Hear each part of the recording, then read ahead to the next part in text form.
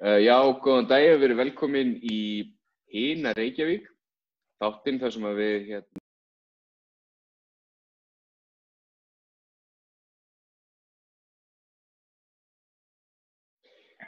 Já, góðan daginn, við erum velkomin í Hina Reykjavík, þáttinn þar sem að við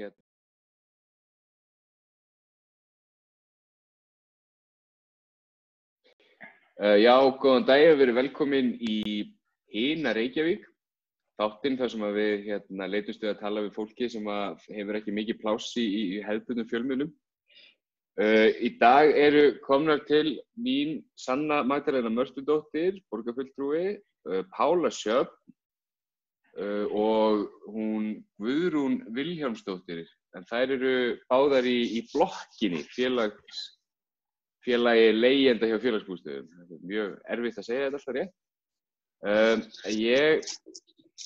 Við ætlum að ræða hvað hefur verið gert og hvað ætti að vera gert fyrir leigjendur og leigjendur félagsbústaða. Og mér langar svolítið að byrja á því að tala við hana Sönnu og spyrja hana út í það bara, Sanna, hvort þú gæti farið aðeins yfir fyrir okkur hvað er búið að gera.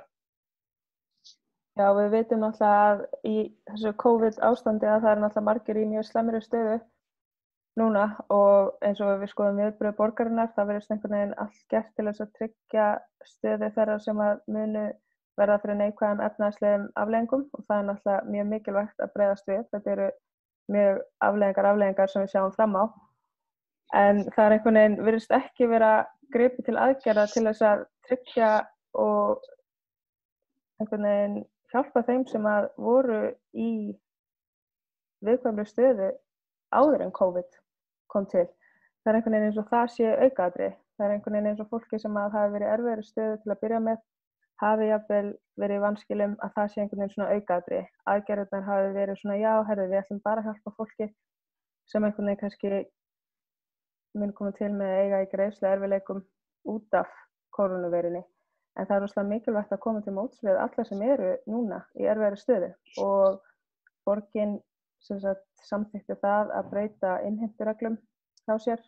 Það sem markmiðið var að þær ætti að vera sveigjanlegri, en svo þegar maður fer í gegnum þetta að þá sér maður nú ekki að þetta muni koma öllum til góðs og það er talað að þeir sem að leigja hjá borginni, og það er það félagsbústöðum, geti þá fengið í rauninni greiðslufrest ef að þeir sýna fram á lægri tekjur með á sama tíma árið 2019 og maður hugsar einhvern veginn þetta eru tekjulægstu einstaklingarnir í borginni og með þeim sem að hafa búið við stöðu sem bara mjög erfið, þannig að af hverju er ekki hægt að grípa strax til og hugsa einhvern veginn bara með við stöðuna, þá ætlum við bara að fella niður leigu og maður hefur heyrt af leigufélagi hér á Íslandi sem að gerði þetta, bara felldi niður leigu hjá leigjendur sínum í 2 mánuði. Þannig af hverju er ekki hægt að grípa strax til aðgerða til þess að létta róðurinn hjá leigjendum borgarinnar sem er bara í mjög viðkvæmri stöðu, getum að trúa og einhvern veginn segja bara, þið verður bara trygg núna og við ætlum að afgreiða þetta.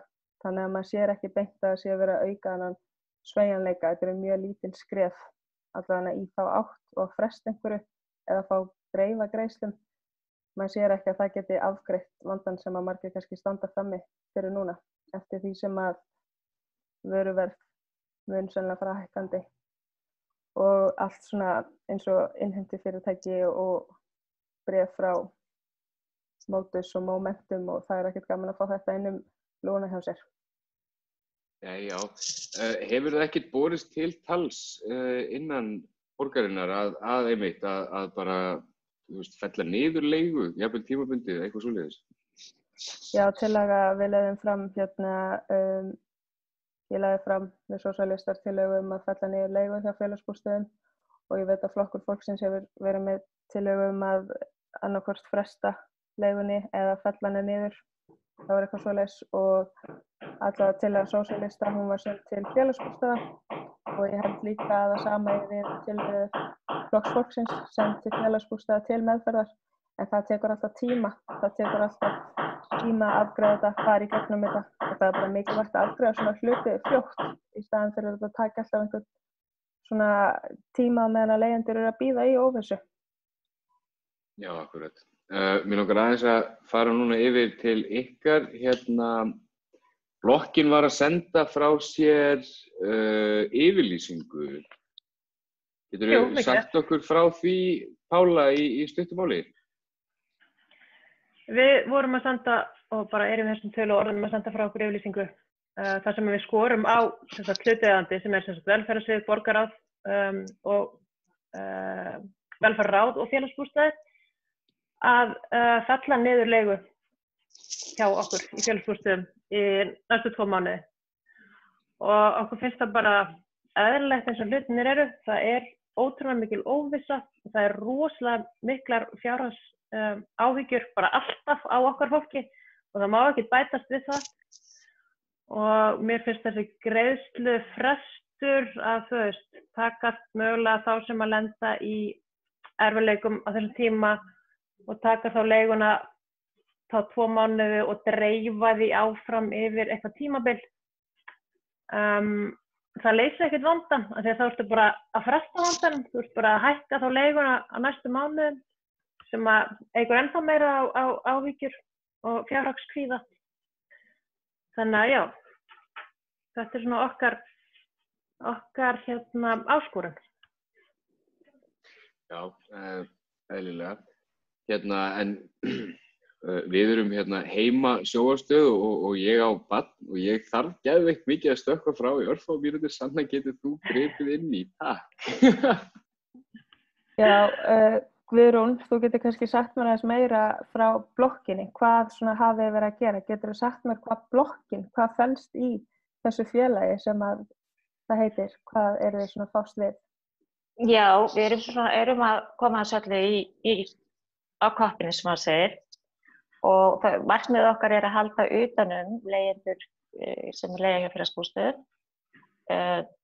Þannig að sé einn vettvangur sem fólk getur þá leita til. Það hafa verið svona mikið högt eins og til dæmis í framkvæmdum og lagfæringum og ýmsu slíku. Og margir sem ekki ná í gegn, það eru líka margir sem hreinlega ekki treysta sér að fara í þessa viðræður við félagsbústaði og eru bara svolítið hræddir. Það mér sagt í íbúðinni ef ég fer að ráða eitthvað og skilurðu það kannski, það alls konar svoleiðis sem getur komið upp líka. Þetta meina það þá ekki gegn til skrifstofunar eða eitthvað svoleiðis? Já. Og bara ná ekki tengslum kannski heldur, ég þekki bara sjálf á eigin hraun að þetta hunderfitt til þess að byrja með að læra að tala við þessa menn og það eitthvað smíða í húsinu hjá mér, ég ekki smíða. En það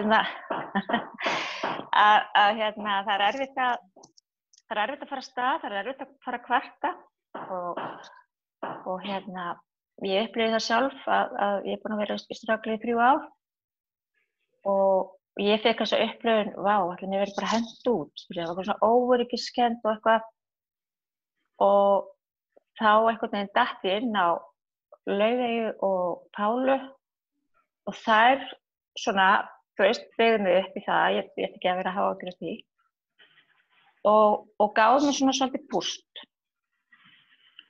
og að það þarf að halda utan þetta og það ýmislegt sem kemur upp á sem að við viljum vita við viljum vita hvað að gerast í þessu leigufélagi sem við erum að leigja hjá og þetta auðvitað heimilin okkar og ég til dæmis í íbúð sem ekki, þetta eina íbúðin í blokkinu sem félagsleg og ég fæ aldrei að vita eins hvað að gerast. Og ef það eitthvað að hjá mér þá kemur það einhver við í húsinu. Þetta svona svolítið ruglað system, og já, við ætlum bara að vera kröftugir.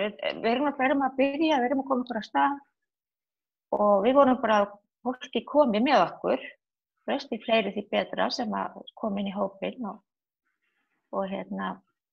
því fleiri því betur getur við unnið saman. Þannig að þér finnst það að vera stuðningur að hafa kynnst öðrum leigjendum hjá félagsbústöðum og finnst þér þá eins og það hafi verið svona svipaðar frásagnir af þjónustukerfi félagsbústöða?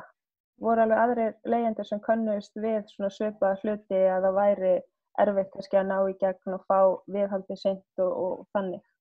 Já, algjörlega. Og maður setti bara svona á hold og sama hver vandræðan eru þá er það svona, já, þú veist, við erum með þetta skráð, en þú veist, lekinn hjá mér, hann lagast ekkert við það skráð, skilurðu mig. Já. Og en þeir hafa verið að reyna, þetta er alltaf svona einhver svona bútatöngsaums frágangur, alltaf er það svona hálfkarð og við þurfum bara að leggja meiri áherslu á að það sé hlutirnir séu velgerðir og heimilin okkar séu íbúðarhæf.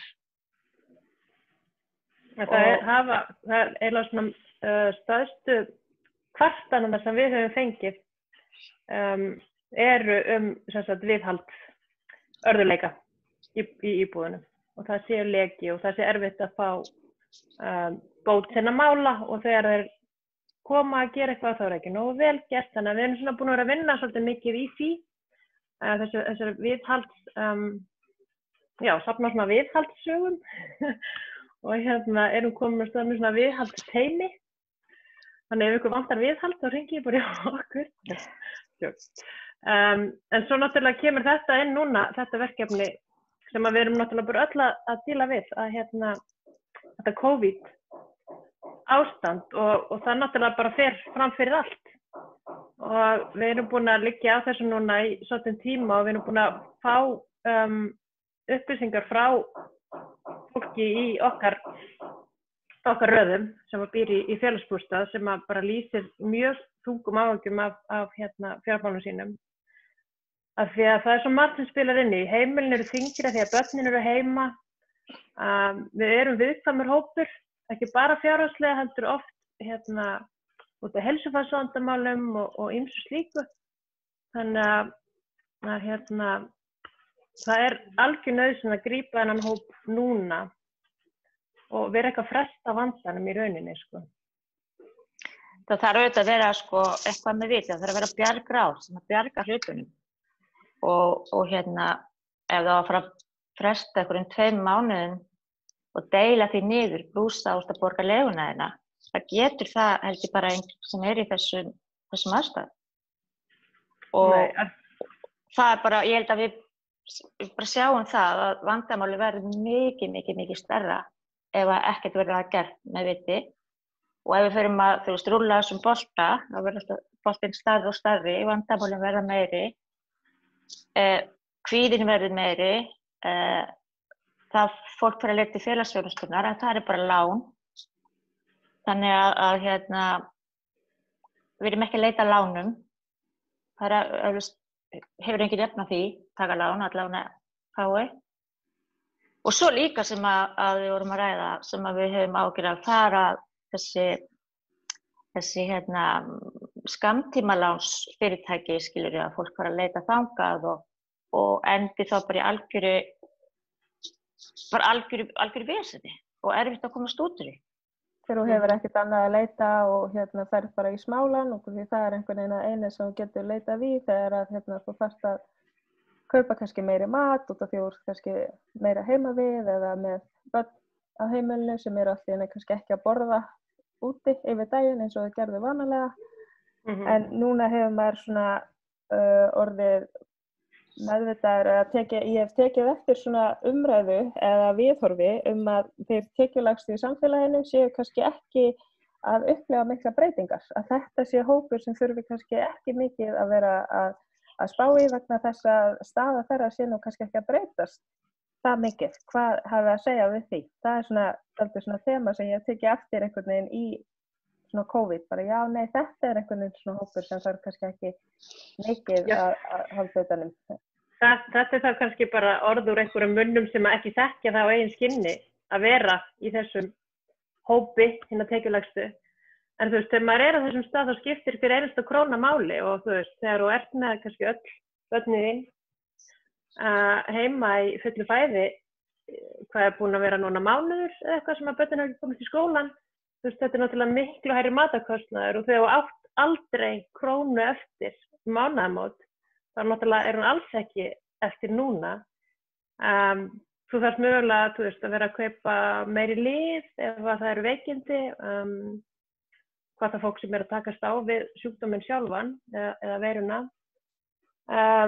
Afþreying kostar líka, þú veist, mikið heima, þú veist, þetta bara svo ótrúlega margþætt, sko, og við bara viljum alls ekki sjá að fólk í tekjulægstu hópunum með þessari viðkvæmustu stöðu sé að sökkva sér í skuldir. Þegar við hefum ekki einhverja sjóði sem getur bara gengið í á einhverjum svona tímum. Það er ekki séns að safna einu eða neinu þegar þú ert á lægstu laununum. Þannig að ég slæ bara á þetta bull þessu fólki að segja að það þurfi ekki að hugsa okkur í neðstu stigum þjóðfélagsins. Auðvitað er það fyrsta sem við eigum að hugsa og kannski setna að fara að bjarga einhverju sundlaugin í Grindavík, sko. Það er einhvern veginn aldrei þannig. Ég hef oft heyrt þetta sem þú segir svona að það er líka þessi bara svona bein orð að þau örugkort alltaf svo blönd, skiptir ekki máli. Hvað breytir það? En staðan er bara svo allt öðruvísi í dag. Ok, þetta er tekjulágt fólk, en það má ekkert út að bregða. Ekki nei.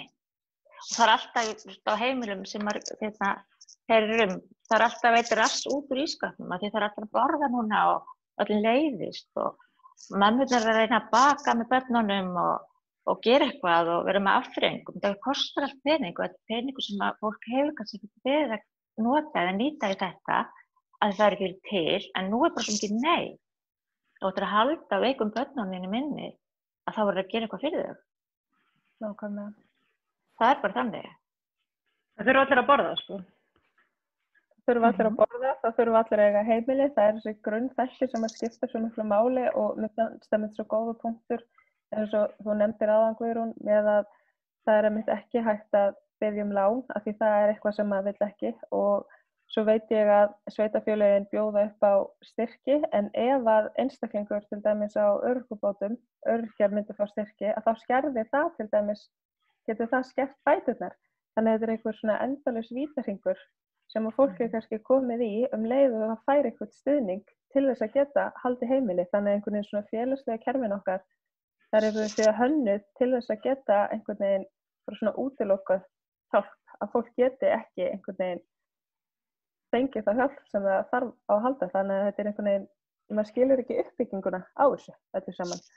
Nei, ég upplifði þetta oft eins og bara mikið af þessu kerfi sé bara, þau bara halda okkur niðri. Það er ekkert verið að hleypa neinum upp. Þú veist, þú ert alltaf í baráttunni krónunar og þú veist, maður náttúrulega bara loksins komin í öruggt húsnæði sem náttúrulega bara enga veginn sjálfgefið. En sko, að vera á almennilegum markaði og lágtekjumanneskja er náttúrulega hryllingur, sko. Manni líður miklu betur í félagslegu húsnæði, en það er samt þannig, þú veist, eins og bara mín persónulega staða hefur breyst þannig eftir ég komst í þetta húsnæði að ég þarf ekki að taka lán, skilur við. Þegar maður er leiguhúsnæði þá er maður sko alltaf að taka lán og svona, hann eitthvað svona fjárhagslegt bútasaumsteppi sem maður vonar að vakna upp á einhverju hotni, sko. En núna er maður svona komin í aðeins öryggi, en það er samt, sko, ekkert eftir í lok mánaðarins. Það er svona slefar, sko. Þannig að maður sér alveg, þú veist, og eins og núna með börn heima og svoleiðis, þú veist, þetta er bara rosaflott. Og minni vinna og þú veist, mikið af fólki í félagsbústöðum vinnur. Eða er á örorku og vinnur kannski eitthvað með og missir núna kannski þessar aukatekjur, þessar litlu aukatekjur sem maður má fá. Þannig að það eru bara mjög margir að lenda í alvarlegum greiðsluvanda. Ég er til dæmis að missa helminga mínu tekjum, því að þar sem ég vinna það er lokað og ég er ekki fastráðin og er svona tímakaupi og sem er í heilbrigðisgeiranum og því úrræði var lokað og þá bara ekkert annað fyrir mig en að fara bara heim og ég fæ ekkert borga fyrir það. og það segir sig sjálft ef að minna helming hjá láglaunamannesku, alveg sem minnur sér stór helmingur, að það segir sig sjálft að ég næ ekki endur saman. Það bara ekki séns. Og ég er ekki ein í þessar stöðu, það er svo margir og við erum ekkert auka, þú veist, við erum ekkert auka lið, sko. Við erum bara fólk í þessu samfélagi, þú veist, sem erum bara, já, við erum lágtekið fólk. En það er alltaf svona, eiginlega komið fram í manni sem að sé á spenanum og maður þurfi ekkert að vera neitt að og hefur það hvort þessu skýrt og verið átt með því. Ég er bara áfram. Og ég er bara þreytt á því. Ég bara nenni sig ekki lengur. Ég alveg tala, sko. Sorry. Maður hefur stundum séð, sko. Hvað segir þau, Daniel? Það er bara komið tími til að gefa upp og nýtt í þessu samfélagi sem við búum í. Þetta, þú veist, það er bara, við þurfum bara að halda áfram og rífa kjaft og láta í okkur heyra og við þurfum núna að það verði bara gefið upp og nýtt. Það þýðir ekki að endalaust. Það sko gerist ekkert að sjálfu sér, sko. Það gerist bara með því að einmitt hafa hátt og bara stiga fram í sína stöðu. Þú veist, maður getur ekkert einmitt skamma sín fyrir það að þjóðfélagi sé hanna þannig að þessu vitist gefið. Ég ákvað það ekki, sko. Þannig að það var bara eitt að gera, það er að stiga fram og reyna að hafa ykkur áhrif á að þetta verði ekki alltaf svona. Þetta er rosa líðandi, þú veist, þetta tekur á sko, andlega og líkamlega heilsu fólks. Það er ósanngjarnt. Við eigum að geta haft það öll bara þokkalegt, sko.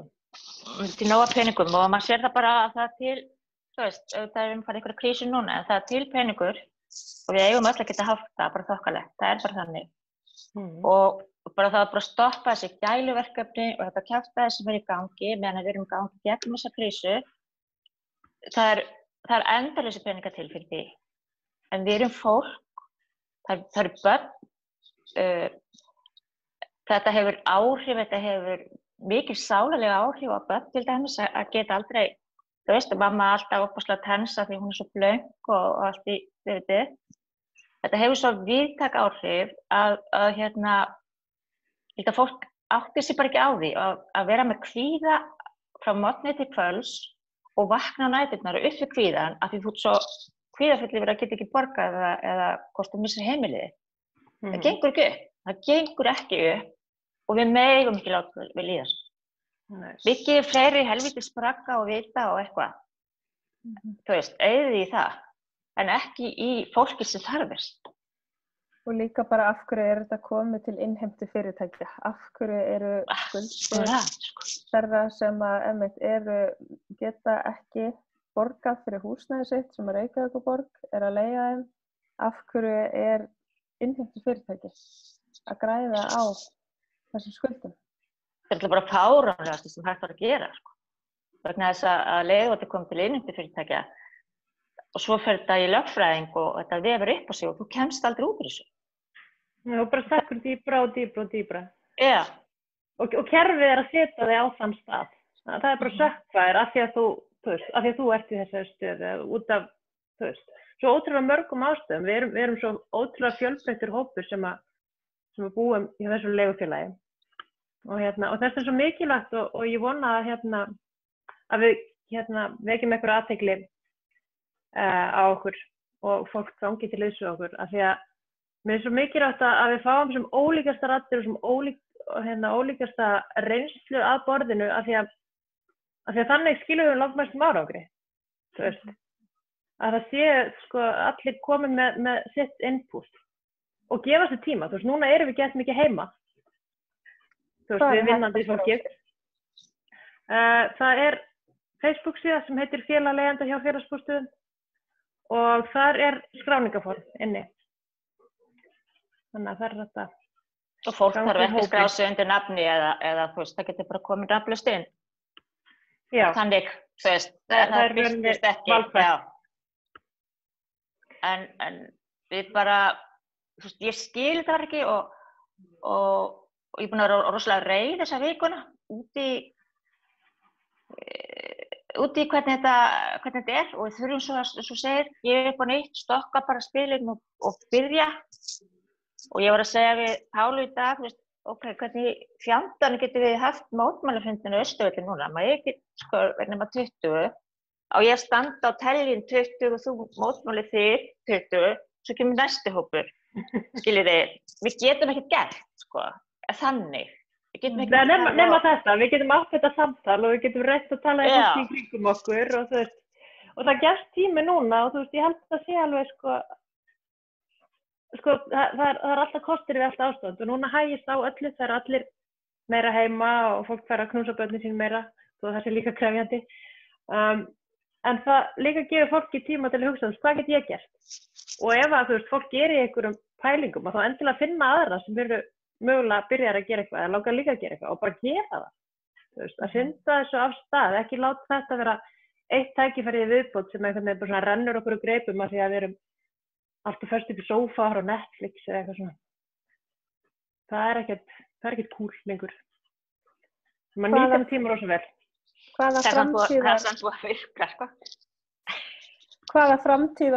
Hvaða fleiri kröfur hafið þið hugsað ykkur að setja fram? Hafið þið eitthvað rætt það ykkur að milli eða það að móta þér ennþá? Við vorum í svona mótunarferli þegar þetta kemur upp. Nýlega búin að endurnýja stjórnin okkar en við erum náttúrulega með þá kröfu að það verði fallið frá þessum innheimtu aðgerðum og fara í þessi innheimtu fyrirtæki hjá þeim sem ekki geta staðið af afbókunum og það verður bara að leita allra leiða til þess að semja þau mál einhvern veginn öðruvísi heldur en í gegnum lögfræðifyrirtæki. En núna stendur Reykjavíkurborg, það er ekki neitt plús af félagsbústaðum, það er heldur ekki mínus, skilurðu. Þannig að í rauninni eru félagsbústaðar engin baggi á Reykjavíkurborg eins og staðar í dag. Og ef þau þurfa að leggja eitthvað fram núna eins og fella niður 2 mánaða leigu, það setur ekkert alltaf hliðina. Það er bara, við vitum það. Það fer ekkert alltaf hliðina. Reykjavíkurborg líka sagði til að bregðast við að Reykjavíkurborg væri ætlað að taka á sig skellinn fyrir einhvern veginn borgarbúa og atvinnulífið og hún myndi taka á sig hennar skell, þannig að einhvern veginn af hverju ekki leigjendur félagsbústaða með í þeirri mynd í þessum bát einhvern veginn. Það er náttúrulega langt eðlilegt að borgin gera það, þangað fyrir útsvarið okkar og auðvitað er á borgin að hugsa sína þegna og sjá þeim fyrir húsnæði og sinna öðrum hlutverkum sem að borg eða bæir eiga að gera. Það er bara yfir auga leið og það er ekki, þú veist, maður sér þetta í fréttum, það er leigufélagið í Íslandi sem hefur fellt niður leigu í 2 mánuði, Þórsgarður. Og maður sér þetta í nágrannalöndum að þar eru leigufélagið að fella niður leigu í 2, 3, 4 mánuði. Þannig að þetta er alls ekki